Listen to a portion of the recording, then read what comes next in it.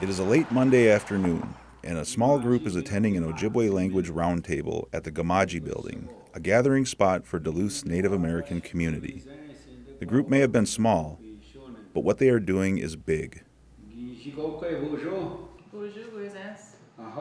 The first and foremost thing that we do is to come together as a community. And I think it's important to say that in this community that I'm not the teacher, and we don't look at things in the Western way of somebody's a teacher and they got all the knowledge and they're going to give it to me and this and that. But in a community setting that we come together and that we can help one another. We do kudadi og ingi nishnabe. So when we come together like this here now, that we can help one another in the pursuit of Ojibwe Moan acquisition, language revitalization and usage today. It's all informal. It's called a language table in Anishinaabe Moan Odupuning.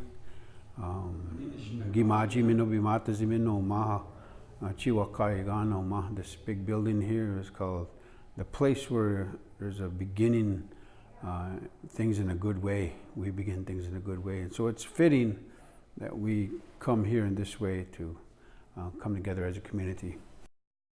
Buju Gija Gukwe Indigenous cause Ongami Sing and Da Gazakas Guajimikog and Dunjiba Awasasi and Dodame.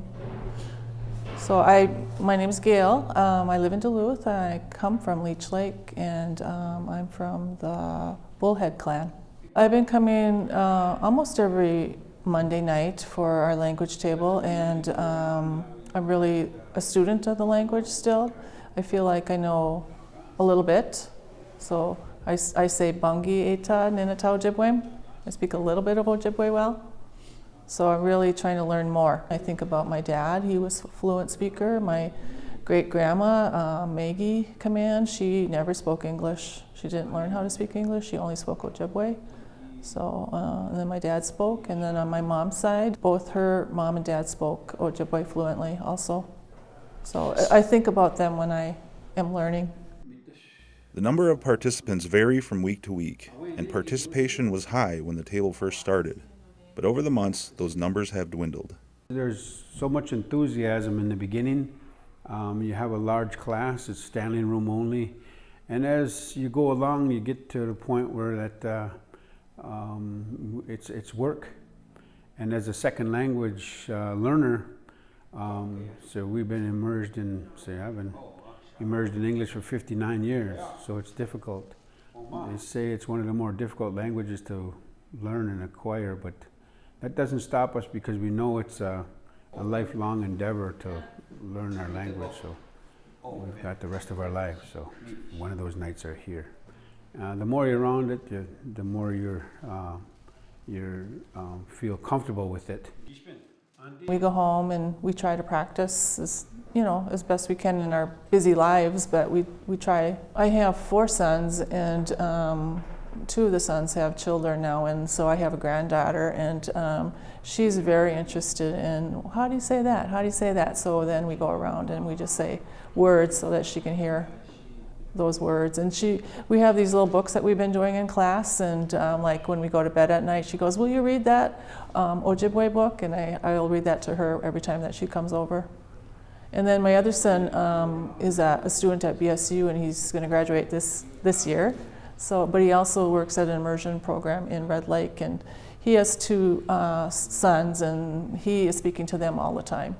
So they are like understanding what he's saying, and so that's pretty awesome. The Ojibwe language will continue, but with the passing of elders, who are the first language speakers, that knowledge they possess about the language goes with them.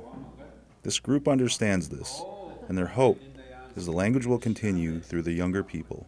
I wish I would have learned more from my dad before he passed away, but I remember everything that he's taught me. Part of that loss too is like, I think it comes from, because our language was forbidden. We weren't, supposed to speak the language, and I know that affects my family. Like, I think if my mom spoke, maybe we would be speaking too. I just hope that we learn a little bit more and try to speak more at home and then with our grandchildren so they learn more too and they continue on. I know as they're only 4 right now, the grandkids, and they're going to come back to Duluth and they're going to go to the immersion school here in Duluth. So they're going to learn a lot. So I want to be up there right with them when they're learning.